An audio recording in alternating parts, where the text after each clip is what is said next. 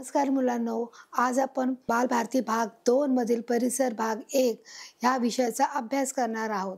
पण त्यापूर्वी आपण पाहिलं होतं की मागच्या भागामध्ये पाहिलं की सार्वजनिक सुविधा आणि माझी शाळा याच्यामध्ये आपण पाहिलं होतं की कशा प्रकारे सार्वजनिक ज्या आपल्याला सुविधा आहेत त्या मिळत आहेत. जसं आपले विशेष करून रेल्वे आहे, बस आहे आणि असे अनेक जे आपण सुविधांचा जो वापर कशा प्रकारे करतो ते देखील पाहिलं. तशीच माझी शाळा यामध्ये देखील आपण पाहिलं की कशा प्रकारे विद्यार्थ्यांचा सर्वांगीण विकास होत असतो. तो मानसिक, बौद्धिक, शारीरिक या सर्व गुणांचा तिथे शाळेमध्ये अभ्यास केला जातो. ते विद्यार्थी हा केंद्रबिंदू आहे. ह्या सगळ्या गोष्टी आपण मागील पाठामध्ये पाहिल्या. पण आजचा आपला पाठ आहे आणि आपल्या पाठाचं नाव आहे नकाशा आपल्या सोबती. तर नकाशा आपल्या सोबती का बरं आहे, की त्याला का बरं आपल्या सोबती म्हणण्यात आलं आहे ते आज आपण पाहणार आहोत. तर आपण पाहू की नकाशा म्हणजे या भागामध्ये पाठामध्ये तुम्हाला काय मुद्दे दिले आहेत, तुम्हाला काय सांगायचा प्रयत्न केला की या पाठातील असणारी जी भूमितिक भूरूपांची जी ओळख आहे, जी प्रादेशिक रचना आहे, जे नकाशात दाखवले गेलेले जे चिन्ह आहे, कशा प्रकारे दाखवले गेले आहे, की जे सांकेतिक जे खुणा आहे, जे चिन्ह आहे, या सर्वांबद्दलची माहिती आपल्याला कशामध्ये सांगितलेली आहे की नकाशा आपला सोबती याच्यामध्ये आपल्याला माहिती सांगण्याचा प्रयत्न केलेला आहे. तर त्या घटकाची आपण अधिक माहिती जाणून घेण्याचा प्रयत्न करूया. चला तर आपण वळूया आपल्या पाठाकडे की या पाठामध्ये नेमकं नकाशा आपला सोबती कसा आहे आपण पाहणार आहोत. की बघा इथे तुम्हाला सांगितलंय की आपल्या परिसरातील जी जमीन असते मुलांनो ती सारखीच असते का, की आपल्या परिसराची जे आपण आजूबाजूला जे राहतो जो आपला परिसर आहे, आपण परिसरबद्दल माहिती घेतली होती मागच्या भागामध्ये की आपल्या आजूबाजूचा परिसर तर त्याची जी जमीन असते ती एकसारखी नसते. ती कशी असते, उंच खाली असते. बघा की जी तुम्हाला दिसतंय की हे काय आहे, हा आडवा आहे, उतार आहे, की ही कशी आहे बघा याच्यामध्ये फरक आहे की याच्यामध्ये की हा कुठेही समानता नाहीये की या जमिनीमध्ये काय नाहीये, समानता नाही. ती उंच सकल ती सारख्या काय दिले सारख्या उंचीची नाही की याचं माप एकच आहे का, असं समान आहे का आणि अशी पुढे समान गेली का नाही. तर तेल कशी आहे अशी अशी अशी ती त्या प्रमाणात गेली आहे आणि म्हणून ते काय सारख्या उंचीची नसल्यामुळे ती उंच सकल भाग त्याला झालेला आहे. परिसरातील जमिनीचा काय आहे दबाव आहे. ही जी जमीन आहे ती या ठिकाणून उंच आहे तर खाली काय आहे ती खालवट गेलेली आहे. मग त्यामुळे काय झालेलं आहे जमिनीचा जो उंच सखलपणा आहे त्या जमिनीमध्ये सारखेपणा नसल्यामुळे त्याच्यामध्ये ज्या बऱ्याच गोष्टीचे रूपांतरे झालेले आहेत आणि ती रूपांतरे कोणत्या स्वरूपात झाली आहे हे देखील आज आपल्याला इथे पाहायला मिळणार आहे की त्यामुळे अनेक प्रकारामध्ये त्याचं विभाजन झालं आहे. मग ज्याला आपण बोलतो ना की निसर्ग सौंदर्य, मग त्यावेळेस त्यांची जी नावं पडली गेली आहे की आपण डोंगर, दरी, दऱ्या, झरे, नदी, नाले, पर्वत म्हणजे ह्या सर्व गोष्टी काय झाले बेट की त्याचं रूपांतर त्या जमिनीमुळे झाले की जमिनीमध्ये सारखेपणा नसल्यामुळे या सर्व गोष्टी काय झाल्या त्या निसर्गतः निर्माण झाल्या आहेत. त्या मानव निर्मित नाहीत मुलांनो, हे लक्षात घ्या की ते कोणी मानवाने निर्माण केलेल्या नाहीयेत तर त्या कोणी केल्या आहेत की त्या निसर्गतः आपोआप एक बराच मोठा कालखंड तिथे जावा लागला म्हणजे जो बराच मोठा समय त्या गोष्टीसाठी लागण्यात गेला आणि त्यामुळे मग अशा प्रकारचे डोंगर तयार झाले आहेत की जे तुम्हाला इथे दिसत आहेत. बघा मुलांनो की हा जो डोंगराचा भाग आहे ते उंच सकलपणा काय झालेला आहे याच्यामध्ये आले त्यामुळे की ते जमीन सारखी नाही आहे. मग त्याच्यामुळे काय झालं आहे की बरेच वर्ष ऊन, वारा, पाऊस पडून त्या भागाला तो तसा आकार देण्यामध्ये आलेला आहे आणि म्हणूनच मग काय झालं आहे त्यामुळे डोंगर, दऱ्या, व्हॅली, पठारे, मैदाने, बेटे ही काय झालेली आहेत निर्माण झाली. मग ती कशा प्रकारात आहे बघा इथे दिसतात की हे दऱ्या आहेत की जे खालवट जो खालचा जो भाग ती दरी आपण बोलतो ना की उंचावरून गेल्यावर मग खाली काय असते दरी असते. मग त्याप्रमाणे बघा हा जमिनीचा भाग आहे म्हणजे ही देखील जमीनच आहे परंतु ती कशी आहे दऱ्याच्या स्वरूपामध्ये आपल्याला आढळते. आता हे कसे हे पठार आहेत बघा की इथे काय आहे समानच्या भागेमध्ये परंतु इथे काय झालं आहे मध्ये हे ब्रेक झालेलं आहे आणि परत पुढे गेलेलं आहे. परत इथे काय झालं आहे उंच सखल भाग झालेला आहे. त्याच्यामुळे ही नदी, दऱ्या, झरे आता ही बघा ही मैदाने काय झालं, ही मैदान आहे पूर्ण सपाट आहे. याच्यामध्ये बघा तुम्हाला उंच सकल दिसणार नाही. हे पूर्ण सपाट आहे. आपण म्हणतो ना, की मैदानामध्ये आपण काय करतो, हर एक प्रकारचे खेळ खेळत असतो. मग ती जागा कशी असते, सपाट असते.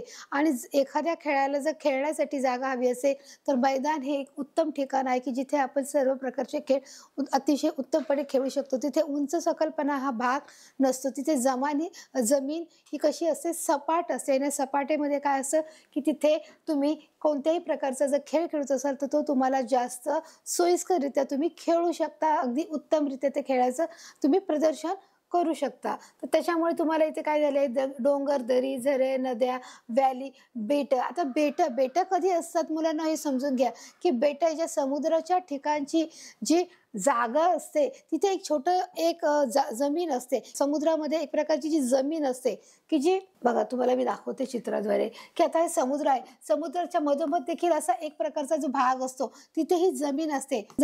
तिथे जी जमीन असते त्या जमिनीवर देखील काय असते, तिथे वस्ती असतात, तिथे लोक राहतात. मग आपण म्हणतो की नाही बेट, त्याला बेट बोलतात. म्हणून याला काय आहे बोलणार, आपण बेट बोलणार. या बेटांमध्ये पण ते बरेचसे लोक राहतात. आता हा आपल्याला असं खूप मोठ्या प्रमाणात दिसतो, पण आपण जर लांबून पाहिलं तर हेच आपल्याला, हे जे चित्र तुम्हाला जे दिसत आहे मुलांनो, हे चित्र तुम्हाला अगदी छोट्या प्रमाणात दिसेल, एकदम छोटं. मग तुम्ही बोलला एवढ्या छोट्या ह्याच्यामध्ये कसं काय एवढं सगळं राहू शकतो, पण आपण जे पाहतोय ते पूर्ण म्हणजे असं छोट्या दृष्टिकोनातून पाहतोय, की जे आपल्याला नकाशात छोटंसं दिसतंय, परंतु वास्तविक ते बेट देखील खूप मोठ्या प्रमाणात असतं. जसं मी सांगितलं, की हा जमिनीचा हा एवढा भाग आहे. मग या भागामध्येही एवढे जे काही 15-20 घरं असतील, जे काही 25-30 किंवा 50 घरं असतील, ते काय करत असतं, समुद्र जमिनीच्या लगत तिथे काय केलेलं असतं, त्यांनी त्यांची ही घरे बघा तुम्हाला बांधलेली इथे तुम्हाला दिसतात मुलांनो, हे बघा ही सगळी तुम्हाला घरं आहेत. मग त्यालाच आपण काय बोलणार, बेट बोलणार. हे समुद्राच्या किनाऱ्यावर किंवा ज्या समुद्रात पूर्ण समुद्र आहे आणि समुद्राच्या मध्यभागी एखादा जमिनीचा तुकडा असतो, त्याच्यावर हे काय बघा इथे तुम्हाला दिसतंय, इथे बघा आजूबाजूला पूर्ण काय आहे, पाणी आहे. पण हे एवढंच काय आहे, बेट आहे. मग याच्यामध्ये वस्ती करतायत, त्यामुळे त्याला बेट बोललं गेलेलं आहे. मुलांना समजलं, लक्षात आलं, काही कठीण नाहीये, अगदी सोपं आहे. की समुद्र असतो, समुद्राच्या मध्यभागीमध्ये एक जमिनीचा तुकडा असतो, की जी जमीन असते त्याच्यावर लोक वस्ती करतात आणि तिथे ते लोक राहत असतात. त्याला काय बोलणार, बेट बोलणार. चला आपण पुढे जाऊया, की हे त्याप्रमाणे उंच सखल भागामुळे या गोष्टी काय होतात, तयार होतात. आता बघा इथे काय सांगितले, तुम्हाला एक नकाशा दिला गेलेला आहे, जो पूर्ण जे ना भारताचा आहे ना जगाचा आहे. म्हणजे म्हणजे काय सांगितले बघा, वाचण्यासाठी पूर्वीपासून नकाशाचा उपयोग मानवाला युद्धासाठी होत असे. पूर्वीपासून मानवाला म्हणजे काय, की फार वर्षापासूनच की नकाशाचा हा वापर केला जात होता.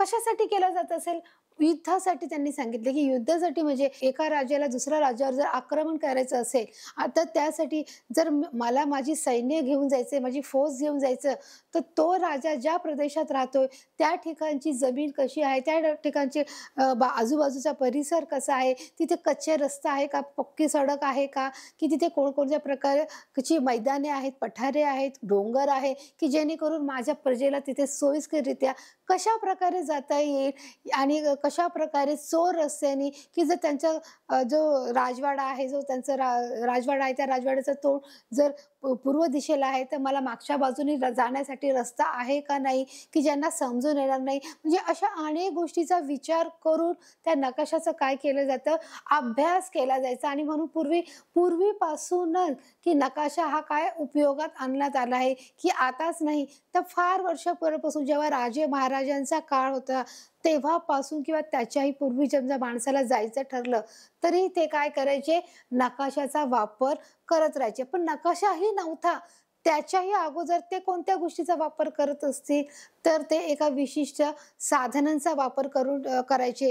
की समजा मी या रस्त्याने चाललो आहे आणि मला परत त्या रस्त्याने यायचं आहे, तर त्या तिथे एक विशिष्ट ठिकाणची ते काय करायचे, की एक कपडा बांधायचे, की बाबा हा लाल कलरचा कपडा आहे, की मी या रस्त्याने गेलो. मग ते प्रत्येक झाडाला काय करायचे, ते ज्या ज्या वाटेने जात असेल त्या त्या वाटेने ते काय करायचे, तिथे त्यांच्या रंगाचा एक लाल, एक विशिष्ट रंगाचा त्यांना जो आवडतो तो काय करायचे, एक निळी रिबीन, लाल रिबीन बांधतात त्याचा क्रॉस करायचे आणि परतीच्या मार्गाने येताना देखील ते काय करायचे, त्याच रस्त्याने ते काय करायचे, त्या रिबिनीला बघून किंवा ते जे साधन त्यांनी वापरलं आहे त्या साधनेला बघून किंवा त्यांच्याकडे जो विशिष्ट प्रकारचा कलर असेल, ते एका मोठ्या खडकाला त्यांनी विशिष्ट प्रकारचा आकार दिलेला असेल, त्यामुळे ते बघून ते यायचे.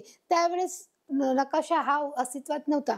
परंतु नंतर कालांतराने राजा महाराजांच्या काळामध्ये मग नकाशाची म्हणजे ती सुरुवात झाली आणि मग त्यावेळेस त्यांनी नकाशा हा त्यांच्या युद्धासाठी हा फार उपयोगी पडायचा, की ते आधी आराखडा तयार करायचे, आधी नकाशा बघायचे आणि नकाशात बघून ते युद्धाची त्याप्रमाणे पूर्वतयारी करायची, की आपल्याला कशा प्रकारे जिंकण्यास सोपं जाईल.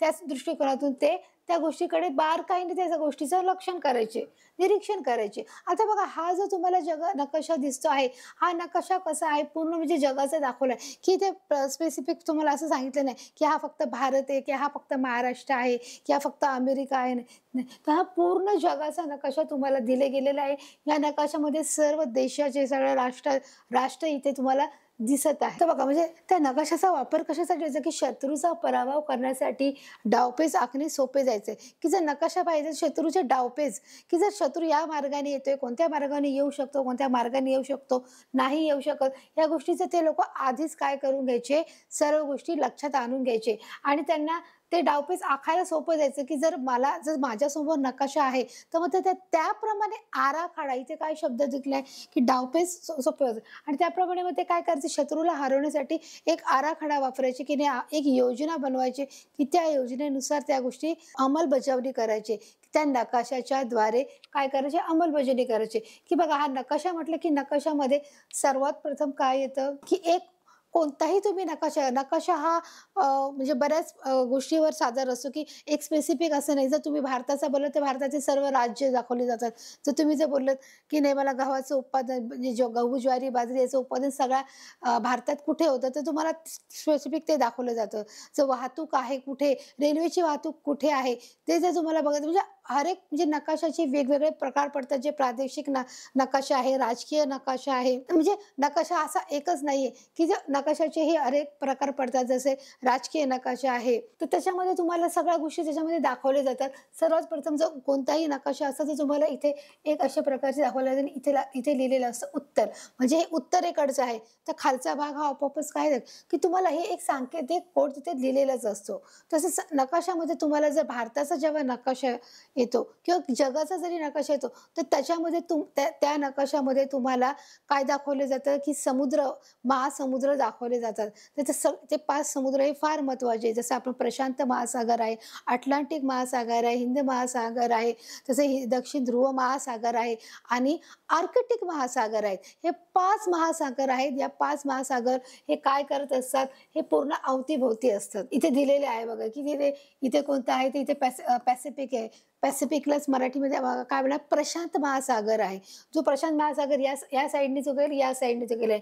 हिंद महासागर आहे तो इथे आहे, बरोबर आहे. अटलांटिक महासागर आहे तो या साईडने आहे. आर्कटिक महासागर या साईडने आहे.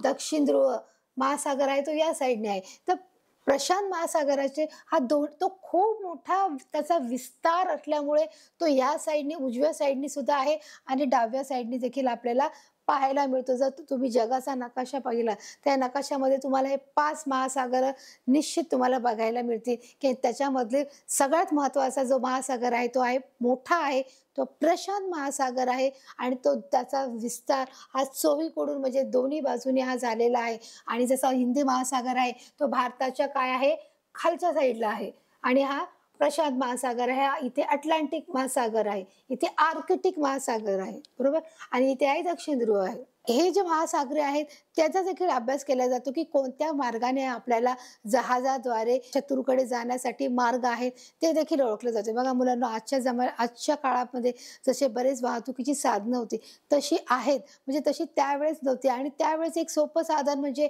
जसं तुम्ही उंटावर बसून जाऊ शकता, घोड्यावर बसून जाऊ शकता, गाढवावर देखील बसून जाऊ शकता. आणि तिसरं जर आपल्याला अधिक जलद जायचं असेल तर तुम्ही समुद्रमार्गे देखील तुम्ही समुद्राच्या मार्गाचा देखील वापर करू वापरू शकता. आणि म्हणूनच आहे की शत्रूला पराभव करण्यासाठी ते डावपेच ओळखायची, की नेमकं आपण कोणत्या पद्धतीने किंवा कोणता मार्ग अवलंबला म्हणजे आपण शत्रूपर्यंत पोहोचू शकतो. त्यासाठी हे नकाशाची बारकाईने कसून तपासणी करत असायचे आणि ते तपासणी केल्यानंतर त्यांना त्या गोष्टी सोप्या जायचे आराखडा करण्यासाठी. त्यासाठी परिसराच्या भूरचनेची नकाशे वापरले जातात. परिसराची जी भूरचना आहे, भूरचनेचा अर्थच काय आहे, की जमिनीची रचना कोणत्या प्रकारची आहे, ती समप्रमाणात आहे, उंच सखल भागामध्ये आहे, कमी जास्त प्रमाणामध्ये आहे, सारख्या रेषेची आहे, की ती म्हणजे तिला तीव्र उताराची आहे का कमी उताराची आहे, याचा सर्व प्रकार पाहिला जातो, हा भूरचनेमध्ये बघितला जातो. आणि त्यावेळी त्याचा चिकित्सकपणे अभ्यास देखील केला जातो आणि त्याप्रमाणे भूरचने नकाशे वापरले जातात आणि त्याप्रमाणे ते नकाशे ते बनवले देखील की जातात, की त्या परिसराची पाहणी करून ते नकाशे त्याप्रमाणे काय केले जातात, बनवले जातात. आता इथे काय झालं म्हणजे नेमकं कोणत्या प्रकारात भूरूपाची उंची म्हणजे काय, त्या जमिनीची उंची किती प्रमाणात आहे म्हणजे त्याला बोलणार हाईट.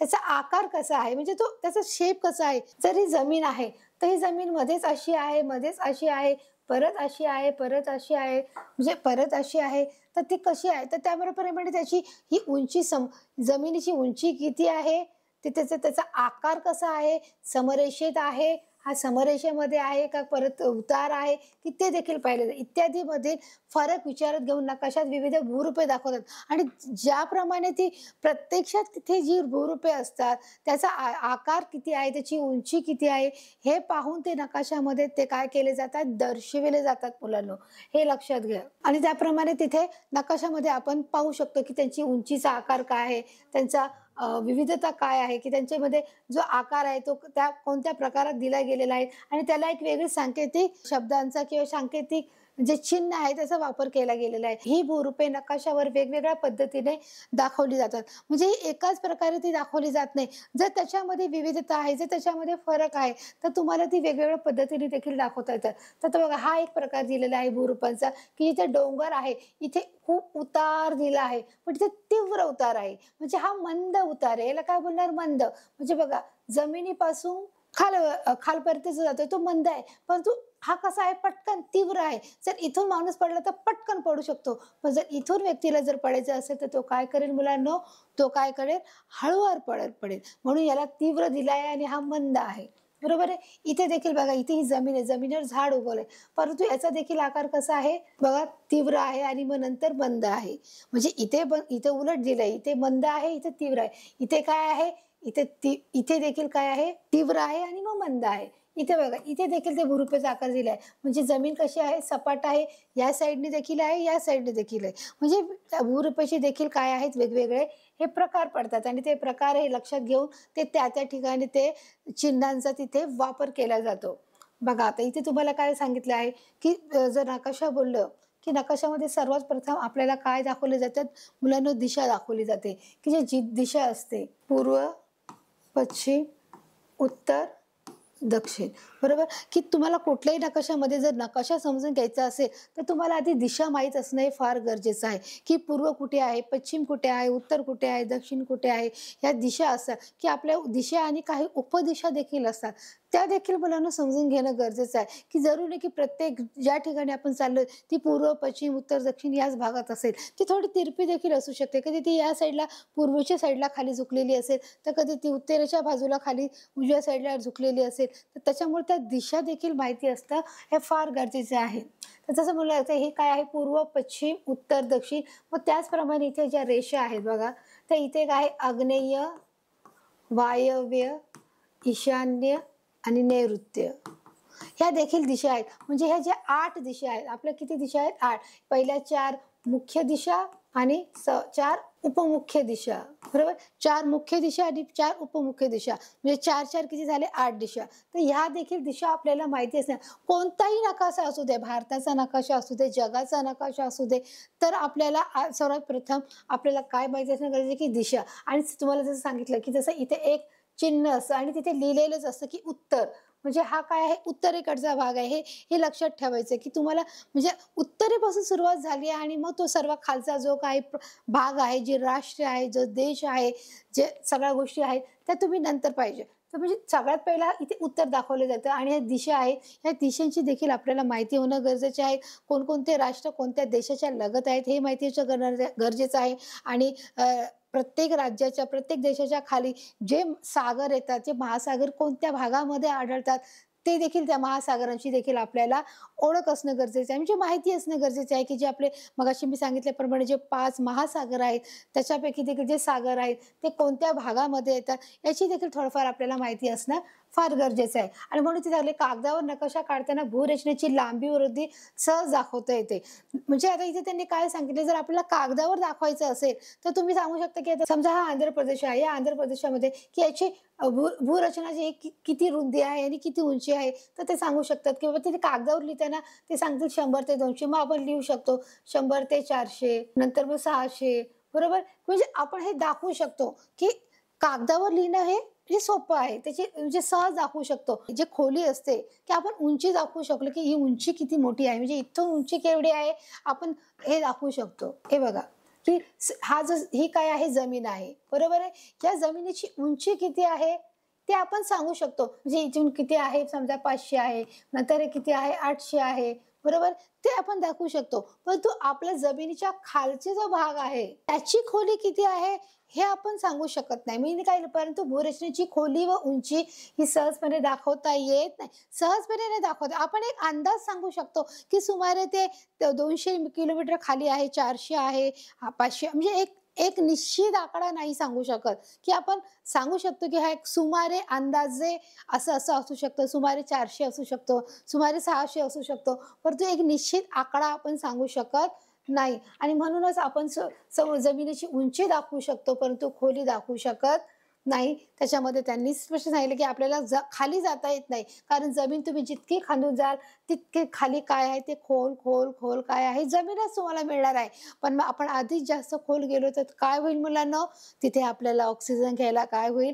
त्रास होईल. आणि जर ऑक्सिजन नसेल तर आपण कशाप्रकारे तिथे काम करणार? ऑक्सिजन तिथे पूर्णपणे अंधार असतो, काळोख असतो. तुम्ही जितक्या खाली जाल किंवा तुम्ही जितक्या वरती जाल, तितके काय होईल, तुमचं ऑक्सिजनचं प्रमाण हे विरळ होत जातं. आणि आणखीन वरती गेलं किंवा आणखीन खूप खालीवर गेलं, खोलवर गेलात, तर तिथे ऑक्सिजनचा पुरवठा हा होत नाही मुलांनो. आणि म्हणून तुम्हाला जितकं खाली जाता येईल, जिथपर्यंत तुम्हाला ऑक्सिजन घेता येईल, तुम्ही तिथपर्यंतच खाली जाऊ शकतात. नो डाऊट की त्याच्या खाली पण जमीन आहे, परंतु तुम्ही जाऊ शकत नाही. कारण जर तुम्हाला तिथे ऑक्सिजनच नाही मिळाला, तर तुम्ही श्वास घेणार कसा? आणि म्हणूनच आपण त्यांनी सांगितलं, की भूरचनेची खोली व उंची ही सहजपणे म्हणजे म्हणजे आपल्याला सहजपणे नाही म्हणजे एक आपण अंदाजे सांगू शकतो, की त्याचा काय प्रकार आहे किंवा किती प्रमाणात आहे.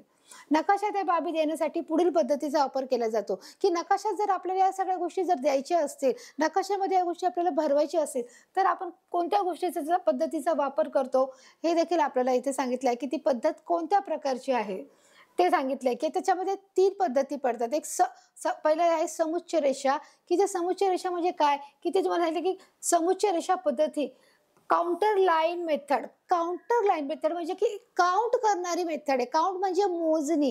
इथे काय सांगितलंय, काउंटर. काउंटर म्हणजे मोजणी, की जिथे एक एक बिंदूचा मोजून तिथे त्यांनी काय केलेलं असं, की समजा इथे पर्वत आहे, हे 2 ठिकाणी पर्वत आहेत, तर हे समुच्च रेषेमध्ये येतात की नाही, म्हणजे समान लाईन मध्ये येतात की नाही, समान रेषेमध्ये येतात की नाही, ते पाहणारी रेषा म्हणजे ते काउंट केले जातं, की हा एक एक बिंदू काय केला जातो, हा काउंट केला जातो. मग हे रेषेच्या एक वर असेल, एक खाली असेल, तर एक काय असेल, बरोबर त्याच्या समान असेल, तर त्याला काय म्हणणार, समुच्च रेषा पद्धती. आणखीन आपण माहितीसाठी जाऊया, की जिथे तुम्हाला हे दिसत आहे, की 0, 5, 10, 50, 20 हे काय केले जातं, ते रेषा मोजण्याचे प्रमाण आहे. हे रेषा मोजण्याचं काय आहे, प्रमाण आहे. आणि ती त्याप्रमाणे ती काउंट केली जाते. 5 10 आहे, 15 आहे. त्याचप्रमाणे आपली दुसरी पद्धत आहे रंग पद्धती. रंग पद्धतीमध्ये मी कशा प्रकारचे रंग तुम्हाला इथे त्या नकाशामध्ये भरायचे आहेत, ते कोणत्या पद्धतीसाठी भरायचे आहेत ते देखील आपण पुढे पाहणारच आहोत. पण नकाशा मोजण्याची जी पद्धत आहे ते म्हणजे त्याच्या काही पद्धती, त्याच्यामध्ये समुच्च रेषा पद्धती आहे, रंग पद्धती आहे, त्याला म्हणणार लेअर टायनिंग मेथड. म्हणजे किती म्हणजे जरी रेड कलर असला तर त्याच्यामध्ये देखील फिका आहे, जर पिवळा आहे तर पिवळ्यामध्ये देखील एक डार्क आहे आणि एक फिकट आहे, जरी हिरवा असेल तर त्याच्यामध्ये देखील एक गडद हिरवा आहे आणि एक फिका हिरवा आहे, की त्याच्यामध्ये देखील प्रमाणाचं दिलेलं आहे. आणि ते प्रमाण कसं आहे मुलांना, आता हा 9 आहे, तर इथे काय 10 ते 20 प्रमाणामध्ये फिक्का आहे. परंतु याच्यामध्ये परत त्याच्यामध्ये जो फिक्का आहे तो 21 ते 30 आहे.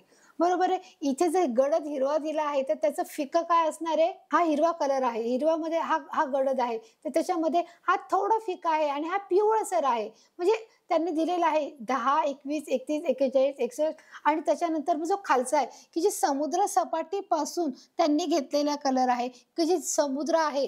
आता हा जो समुद्र आहे, या समुद्राच्या जवळचं जी जमीन असते, मग त्याला कोणता कलर देणार आहे? तर हा निळा कलर देणार आहे. त्याच्यापेक्षा थोडा जर जमीन पुढे गेली, तर त्याला कोणता कलर देणार आहे? थोडा फिक्का निळा, फिक्का निळा, बरोबर?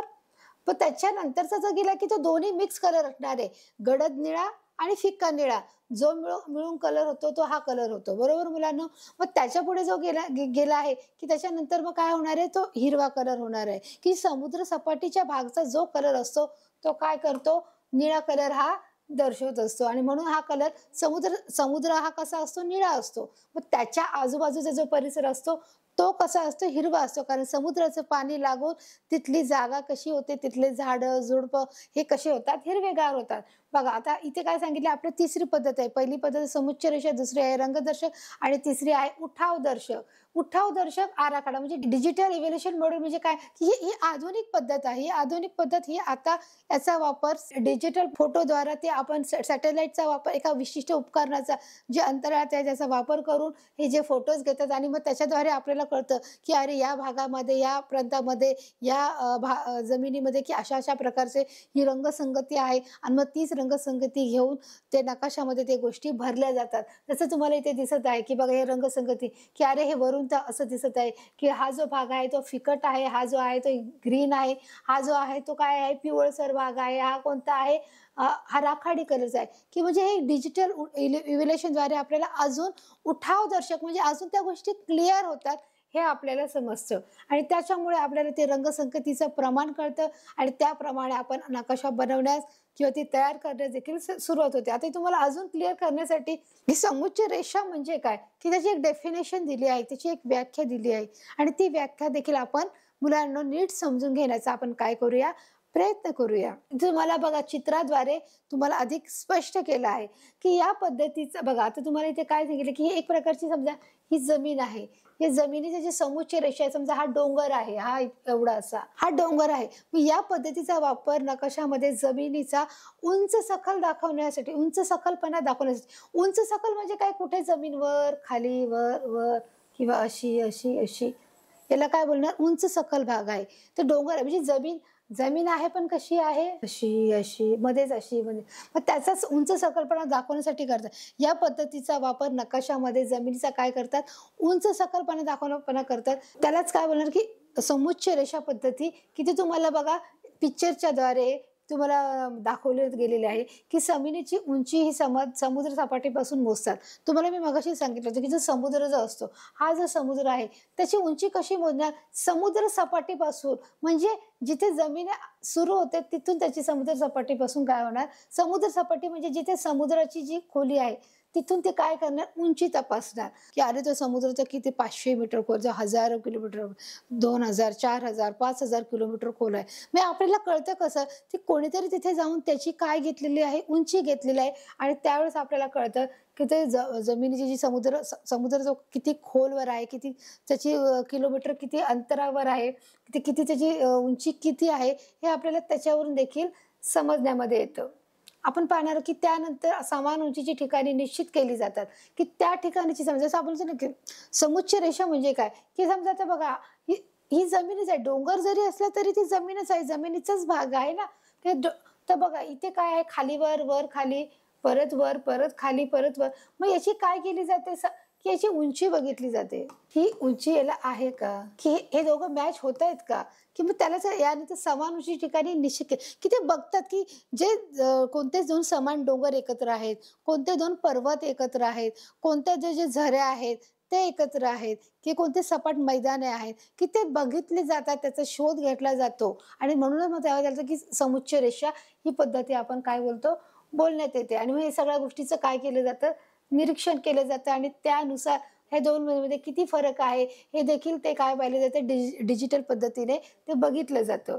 बघा इथे काय सांगितले, नकाशात त्याची नोंदही योग्य ठिकाणी केली जाते. हे सर्व गोष्टी बघूनच नकाशामध्ये काय केलं जातं मुलांनो, की त्या गोष्टीची नोंद केली जाते. तिथे सांगितलं जातं, की अशा-अशा ठिकाणी की 2 पर्वत आहे, जो डोंगर आहे, ते सारख्या प्रमाणामध्ये आहेत आणि त्यावेळेस तिथे ते काय केलं, त्या रेषेनुसार ते दाखवलं जातं, की त्या भागामध्ये अशा-अशा प्रकारचे डोंगर, की हे समुच्च रेषा आहे. म्हणून आपण त्या रेषेच्या पद्धतीने त्या गोष्टी दाखवल्या जातात. आता इथे पण तसंच आहे बघा, नकाशावर नोंदवलेली ठिकाणे रेषेच्या सहाय्याने एकमेकास जोडतात.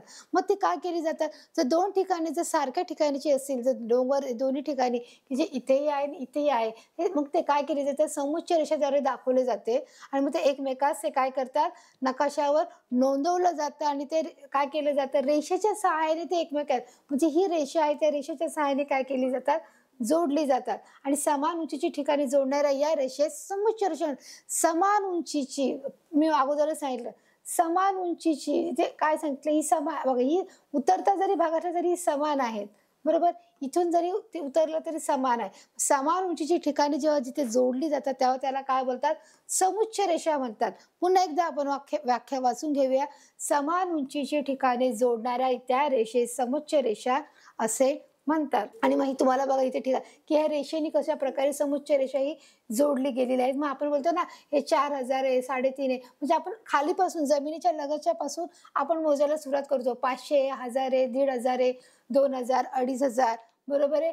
3,000 आहे, 3.5 आहे, 4.5 आहे, 5 आहे, 5.5 आहे, 6 आहे. म्हणजे किती फीट आहे ते देखील आपण इथे पाहिलं जातं. आणि मग त्यामुळे त्याचा जशी त्याची उंची असते त्याप्रमाणे तिथे त्या गोष्टीची आकडेवारी केली जाते, की किती फीट हे लांब आहे. त्या पद्धतीमुळे बघा इथे तुम्हाला काय दिसत आहे, उंच सकल भाग दिसत आहे. तुम्हाला इथे कुठे समान जमीन दिसत आहे का? समान भाग दिसत आहे का? तर नाही मुलांनो, इथे तुम्हाला समान भाग दिसत नाही. इथे काय दिसत आहे तुम्हाला, की हा उंच सकलपणा आहे, की बघा हे इथे असं वरती आहे, मग खाली आहे, परत हे सपाट आहे, मग परत हे असं तिरपं आहे आणि मग परत हे सपाट आहे. इथे पण बघा तसंच आहे. हा उंच आहे, हे सरळ आहे, मग हे उंच आहे, मग परत हे उंच सखल भाग आहे, सरळ आहे. इथे तर हा पूर्णपणे उतार आहे बघा, पूर्ण उतार आहे. म्हणजे या पद्धतीमुळे प्रदेशाचा उंच सकलपणा सहज लक्षात येते व प्रदेशाचा उतार व विविध ठिकाणची उंची समजण्यास मदत होते. आणि अशा उंच सकल भागामुळे मग तेथील समुच्च रेषा ह्या कुठे-कुठे जॉईन होऊ शकतात, म्हणजे समान रेषा कुठे जोडू शकतो. मग अशा या उंच सकल भागामुळे ते सहज आपल्याला लक्षात येतात आणि त्या गोष्टी मोजण्यास आपल्याला काय होते, सहज आपल्याला मदत होते. समुच्च रेषा या पद्धतीच्या द्वारे जी रेषा आहे, जी समुच्च रेषा जी सांगितली आहे, त्याच्याद्वारे हा उंच सकलपणा भाग कोणत्या-कोणत्या भागात प्रदेशात आढळतो आणि कोणत्या ठिकाणी आढळतो, ते देखील आपण सहजपणे सांगू शकतो.